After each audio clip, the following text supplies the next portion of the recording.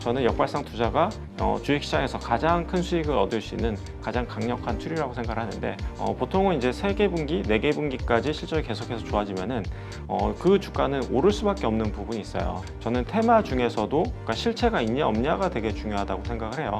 내 차례를 기다리는 게 중요한 것 같아요. 그러니까 지금은 내 차례가 아니지만 결국에는 좀만 기다리면 내 차례가 온다.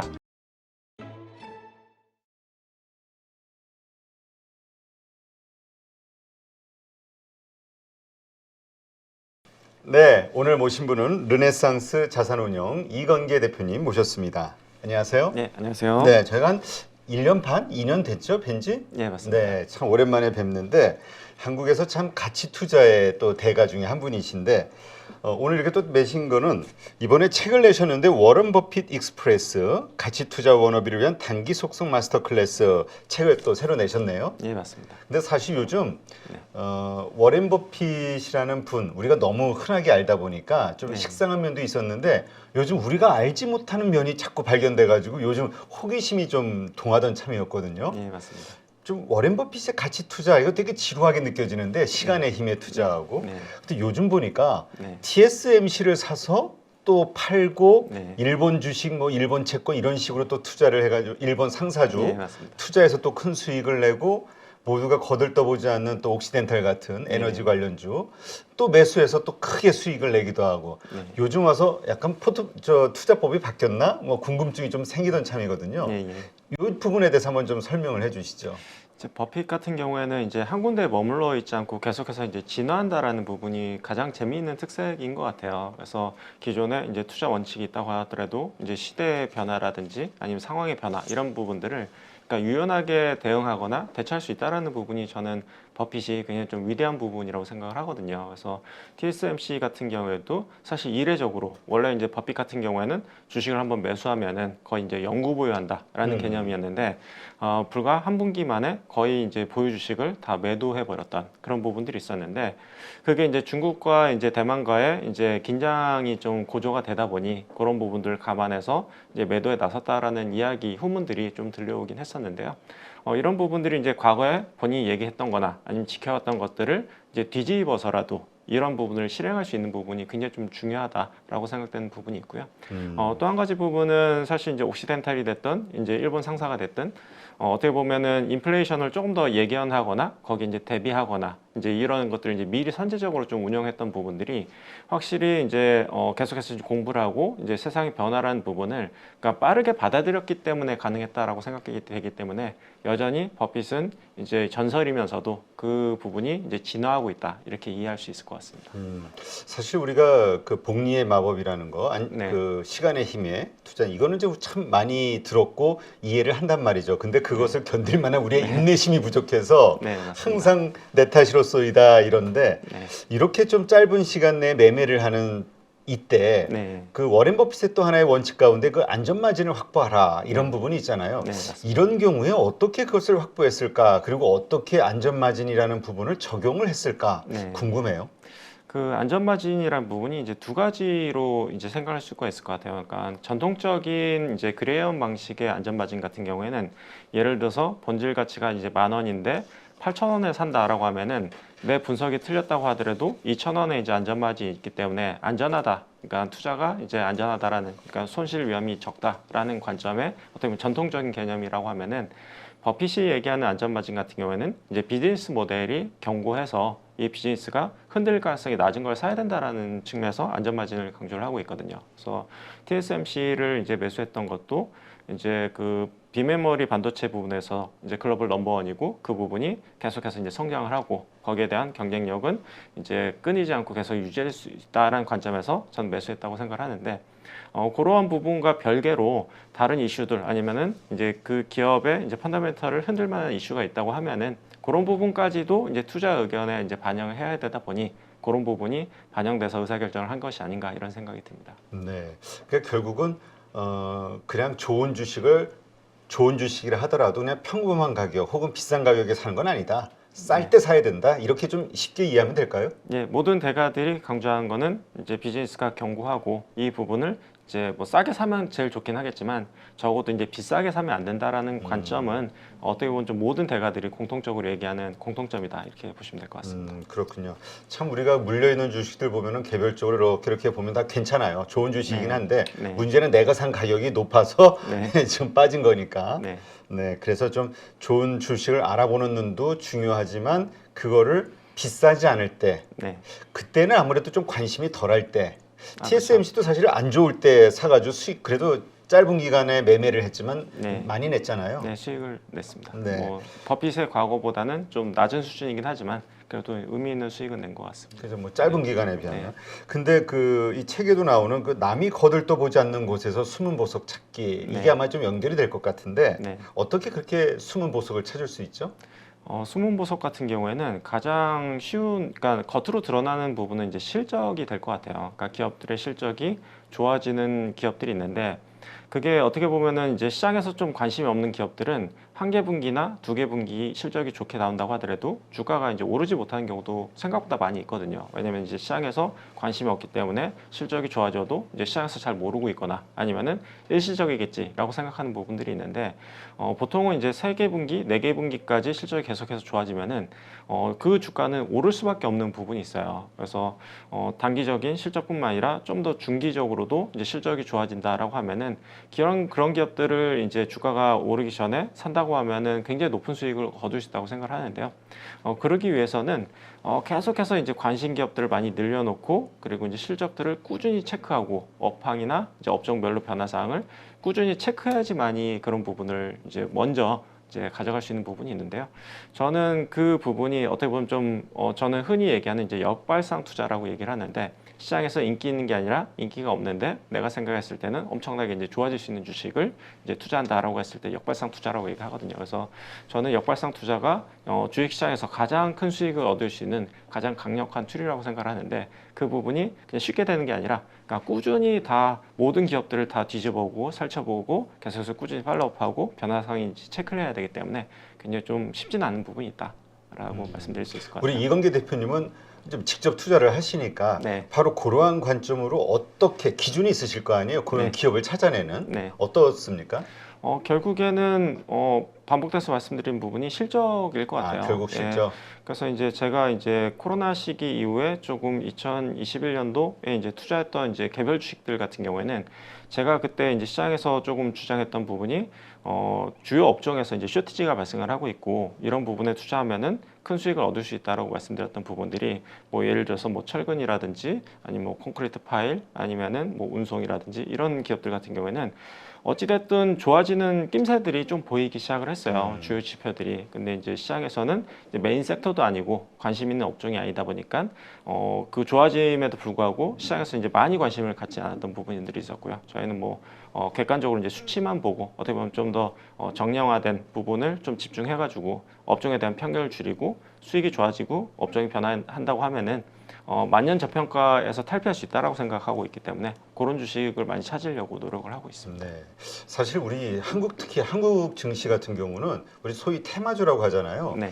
어떤 그 이유인지 이슈인지 네. 뭔가 붙어가지고 사람들의 관심이 쏠리고 그로 인해 수급이 늘어나고 이래서 주가가 상승하고 그래서 이러한 것들을 찾아서 투자하는 게 오히려 낫다 네. 이렇게 주장하시는 분들도 있는데 네. 이럴 때 이런 이슈가 아니라 그냥 실적에 의해서 좋아지거나 앞으로 좋아질 것으로 보이는 기업을 사둔다. 네. 근데 이런 것을 살 때 네. 불안하거든요. 왜냐면 관심을 안 가지니까 사람들이. 예.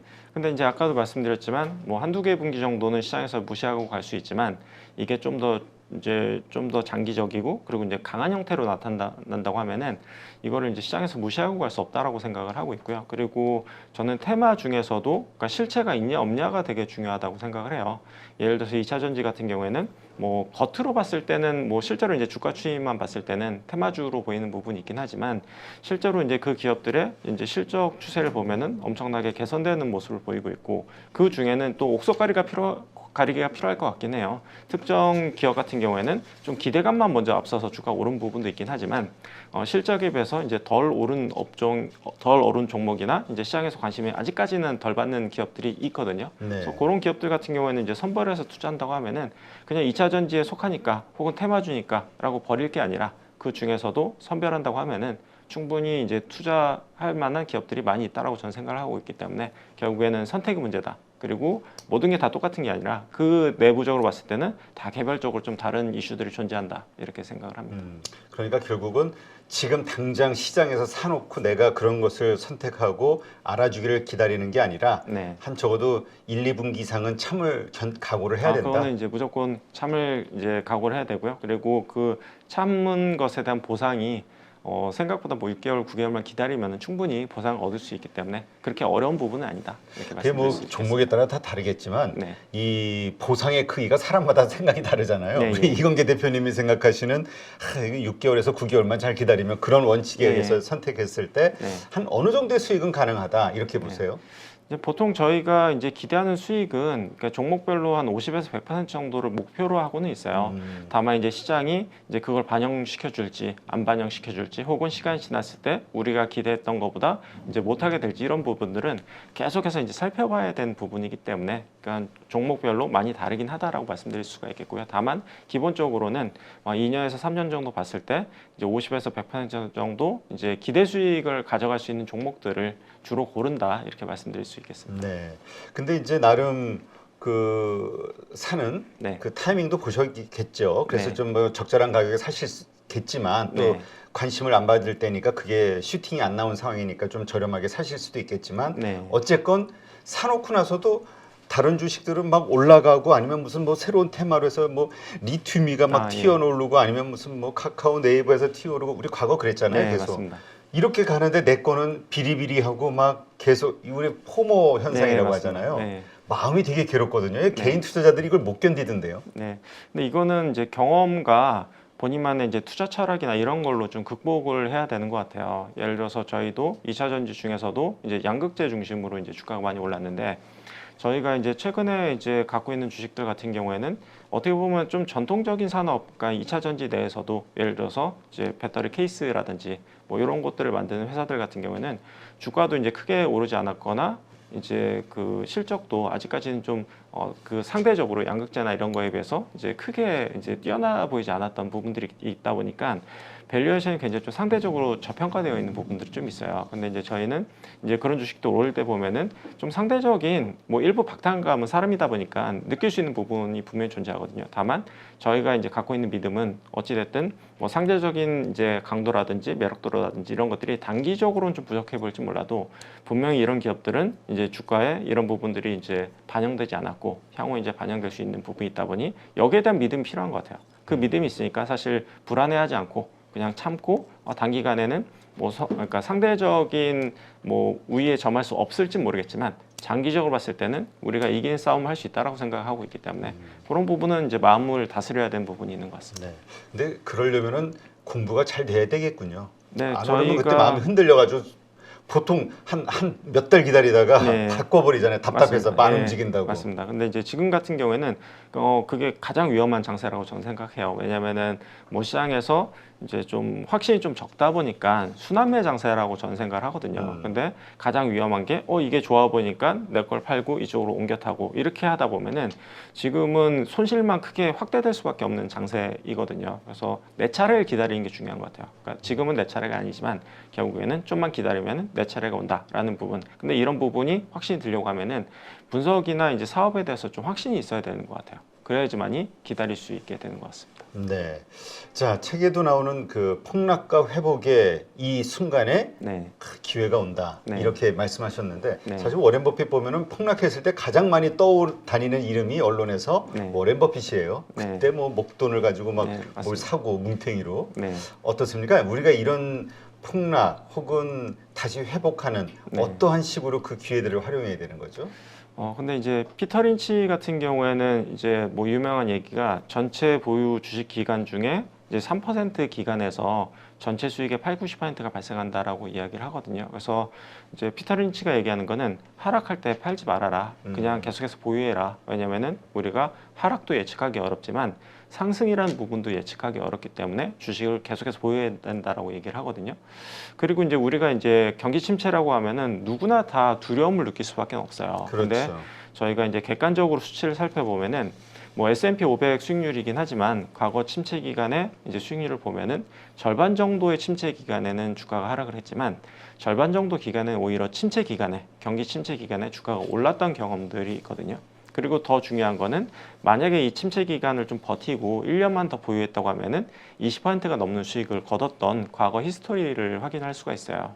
이 히스토리를 살펴보면은 결국에는 침체라는 부분은 이제 불가피하게 발생을 한다. 다만 여기에 대한 대응은 좀 달라질 수 있는 부분이 있는데 침체가 우려된다고 해서 주식을 파는 것만이 이제 능사는 아니다라는 부분을 생각할 수가 있을 것 같아요. 그래서 올랐던 기간의 이제 특성을 보면은 이제 침체라는 부분이 미리 선반영돼서 주가 미리 빠졌기 때문에 오히려 침체 기간에는 오히려 주가 올랐던 부분도 존재하고 그리고 침체 기간에 빠졌던 기간은 이제 우리가 생각했던 것보다 침체의 깊이나 이제 길이가 좀 더 깊거나 좀 더 길게 이루어졌던 부분들이 좀 있거든요. 그래서 그런 부분을 감안했을 때 침체라고 해서 무조건 파는 게 아니라 이것이 얼마만큼 주시장에 반영됐느냐 혹은 이것이 얼마만큼 지속될 수 있느냐라는 관점에서 다시 한번 새롭게 바라봐야 된다는 부분이고요. 그리고 현재 장세로 다시 옮겨서 와서 생각을 해보면은 사실 이제 작년 말부터 해가지고 주로 이제 침체론자들이 굉장히 큰 힘을 얻었던 부분들이 좀 있지만 우리가 이제 생각하지 못하게 올해 들어서 이제 주식시장 자체가 한 15% 정도 상승을 했거든요. 그렇죠.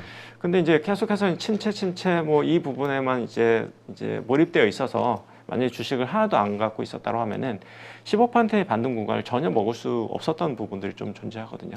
뭐 그런 부분 감안했을 때는 침체라고 해서 주식을 팔 게 아니라 결국에는 내가 갖고 있는 주식들이 이제 투자 매력이 있느냐라는 관점에서 이제 바라보는 게 좋다라고 말씀드릴 수가 있겠고 마지막으로 이제 주식시장으로 돌아와서 이제 말씀드리면은 저는 지금도 주식을 보유하기 괜찮은 시점이다라고 생각하는 부분은 저는 이제 바텀업 관점에서 주식을 바라보다 보니까 거시경제 지표나 이런 것들을 보고 판단할 게 아니라 기업들의 이제 실적을 보고 판단해야 된다고 생각하거든요. 네.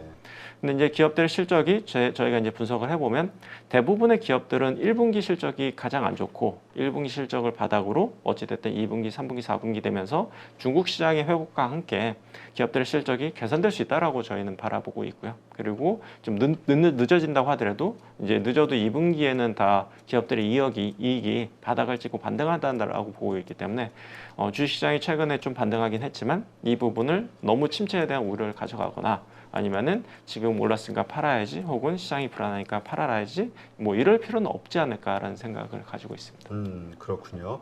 좀 이걸 정리를 해보면 일단 내가 주식을 들고 있는데 폭락이 왔다. 네. 무서워서 절대 팔면 안 된다. 이렇게 이해를 하면 되겠군요. 네, 일단은. 파는 시기는 만약에 그 폭락이 온다고 하면 그 전에 팔았으면 의미가 있지만 폭락한 다음에 파는 거는 의미가 크지 않을 수 있다. 왜냐하면은 뭐 좀 더 하락할 수가 있겠지만 반등 구간을 어차피 못 먹는다고 하면은 결과적으로는 사실 이제 큰 이득이 못 되는 부분이 있을 수 있거든요.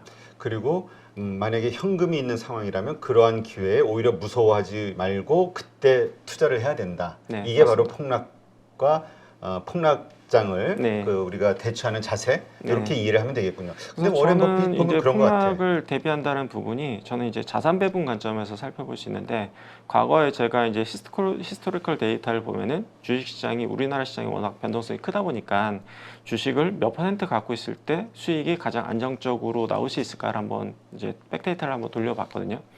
그 결론은 60% 정도였어요. 주식을 100% 갖고 있는 게 아니라 60% 정도 가져가면은 변동성을 절반 정도 수준으로 줄이면서도 전체적인 주식시장을 좀 따라갈 수 있는 수준이 60% 정도라고 생각하면 될 것 같거든요. 현금 한 네. 40% 보유하고 네, 맞습니다. 그래서 만에 하나 그런 현상이 벌어졌을 땐 그 네, 남은 주식을 현금으로 또 더 늘리고 그리고 만약에 주식시장이 불안하다고 하면은 이걸 다 떠나는 것은 사실 답은 아니고요. 예를 들어서 주식 비중이 60%가 넘어가는 수준이면은 뭐 20%든 40%든 그 부분을 좀 낮춰서 가져가는 게 저는 현실적인 자산 배분 전략이 될 수 있다 이렇게 생각합니다. 그렇다면 우리가 사실 시장이 좋을 때도 보통 우리가 뭐 폭락을 예견할 수 있으면 그 전에 다 팔죠. 그게 네. 갑자기 오니까. 네, 맞습니다. 그래서 그렇지. 그러니까 언제든 하여튼 항상 현금 보유 비중을 좀 들고 가라. 네, 그게 저는 좋다라고 생각합니다. 그게 오히려 큰 수익률을 높이는데 네, 왜냐면 근데 또 돈이 있으면 네, 요것도 맞습니다. 사고 싶고 네. 저것도 사고 싶고 네. 그다음에 더 수익을 크게 내고 싶어서 네, 그냥 하다 보면 오히려 미수까지 쓰잖아요. 네, 근데 이제 저는 현금도 투자라는 관점에서 좀 봐야 될 것 아. 같아요. 왜냐하면 이제 5년이 됐든 10년이 됐든 주기적으로 경제 위기는 계속해서 발생을 했었고요. 그마다 2배 이상의 돈을 벌 수 있는 기회를 항상 시장은 줬었다라는 생각을 했을 때는 현금이 이제 아깝게 느껴질 수 있는 부분이 있지만 현금도 결국에는 내가 이 자산을 한꺼번에 2배 늘릴 수 있는 자산이다라고 생각했을 때는 가져가는 것도 저는 좋다 이렇게 생각합니다. 네. 그럼 다시 이게 회복이 된다고 했을 때 어떻습니까? 이 폭락장을 지나서 다시 경기가 회복이 된다고 했을 때 혹은 주식시장이 회복이 된다고 했을 때 그냥 들고 있는 주식 만약에 하나 현금이 있다고 하면 그거를 더 싸졌을 때 사는 게 나은 겁니까? 아니면 새로운 시장이 시작되면은 또 다른 주도주가 나올 수 있는 환경이라고 봤을 때 다른 거를 선택하는 게 맞는 겁니까? 근데 시장은 항상 순환을 하거든요. 그래서 이제 대형주가 됐든 중소형주가 됐든 성장주가 됐든 가치주가 됐든 이 어떤 카테고리가 항상 시장을 이기는 시장은 없어요. 근데 이제 그런 카테고리에서 뭐 좀 저평가되어 있는지 고평가되어 있는지를 좀 확인을 해봐야 될 것 같고요. 그리고 과거에 제가 정말 주식을 100% 투자해야 된다고 생각했을 때는 주식 시장이 반응할 걸로 예상을 해서 혹은 주식이 바닥이라고 생각해서 그랬던 부분이 아니라 개별 주식을 봤을 때 너무 싼 주식들이 많아서 이 주식을 사야겠다라고 생각했을 때가 주식 비중이 늘어나는 시기이거든요. 그래서 전체적인 시장이 올라갈 것 같으니 트렌드가 바뀔 것 같으니 주식을 더 사는 게 아니라 시장에 어느 정도 싼 주식들이 많고 이제 매력적인 주식들이 맞는지에 대한 이제 판단이 되어야 될 것 같고요. 그리고 시장은 어쨌든 순환되기 때문에 어떤 뭐 대형주가 됐든 테마주가 됐든 뭐 특정 카테고리가 아니라 그런 카테고리에 있는 주식들이 얼마만큼 투자 매력이 있는지에 따라 상황에 따라 좀 시점에 따라서 판단해야 된다 이렇게 말씀드릴 수 있을 것 같습니다. 그러면 우리가 좀 이해하기 쉽게 지금 상황에서 네. 그 가치 있고 매력적이다라고 생각하시는 기업들의 기준이 네. PER로 보시는지 PBR로 보시는지 혹은 그 기준이 어떤지 뭐 여러 가지가 있겠지만 네. 한두 가지만 좀 설명해 주시죠. 저는 기본적으로 그냥 PR이 가장 중요한 지표다라고 생각을 하고요. 다만 이제 지금은 이제 전체적인 주식시장이 경기 침체로 인해서 기업들의 실적이 깨진 상태이기 때문에 올해 시장을 봤을 땐 전 턴어라운드 관점에서 좀 보고 있습니다. 그래서 이제 좀 올해 이제 실적이 계속 꾸준히 좋아지는 기업보다는 가장 많이 망가져 있고 혹은 가장 많이 빨리 회복할 수 있는 이제 기업들을 저는 좋아한다라고 말씀드릴 수가 있겠고요. 저는 이제 거기에 해당되는 기업들이 저는 이제 리오프닝 관련된 주식들이라고 생각을 해요. 네. 왜냐하면 특히나 이제 작년 같은 경우에는 중국의 이제 코로나 봉쇄 조치로 인해서 리오프닝이라는 단어 자체는 사실 2년, 3년 전부터 나왔던 단어이긴 해요.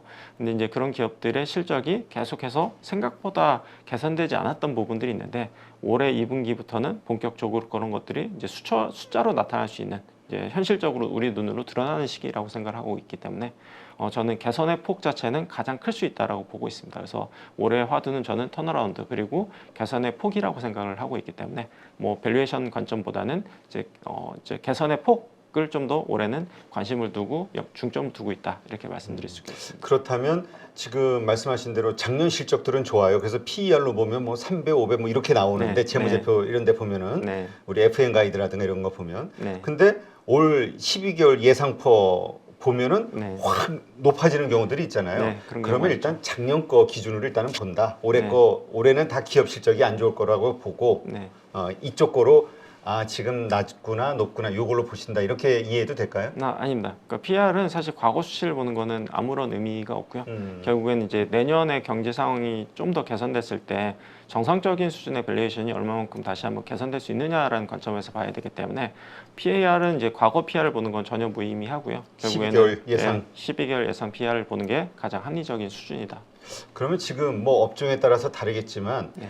지금 이 정도면 저평가돼 있다라고 생각하시는 그 네. 기준 네. 몇 배 정도입니까? 제가 제일 좋아하는 밴드 기준으로 봤을 때는 무조건 낮을수록 사실은 좋고요. 좋죠. 근데 이제 다만 PR 예를 들어서 뭐 5배, 4배 이런 기업들 같은 경우는 시클리컬 기업들이 많아요. 그래서 이제 시클리컬 기업들 같은 경우에는 밸류에이션을 사실 평가를 하면 안 되고 업황에 대한 이제 턴어라운드 강도라든지 혹은 업황이 언제까지 지속될 수 있는 건지 언제 꺾일 수 있는지를 기준을 해서 저는 매매를 해야 된다고 생각하기 때문에 어떻게 보면은 이제 시클리컬 기업들 같은 경우는 이제 저퍼에 팔아야 되는 고퍼에 사서 저퍼에 팔아야 되는 부분들이 있기 때문에 어닝이 언제 꺾일지라는 그 타이밍적인 요소가 되게 중요하다고 생각하고요. 그리고 이제 노멀한 기업이라고 가정을 했을 때는 저는 PR 8배에서 12배 정도 사이의 기업들을 제일 좋아하는 것 같아요. 그래서 이제 15배, 30배 정도 됐을 때는 사실 이제 성장주 카테고리에 해당되는 기업들이기 때문에 성장에 대한 어떤 가치나 어떤 그런 수치들을 좀 명확하게 보여줘야 된다고 생각을 하고요. 다만 이제 8배에서 12배 정도 되는 기업들 같은 경우는 적정한 수준의 성장만 보여준다고 하더라도 충분히 이제 매수 관점에서 접근할 수 있는 기업들이다 이렇게 생각합니다. 네, 알겠습니다.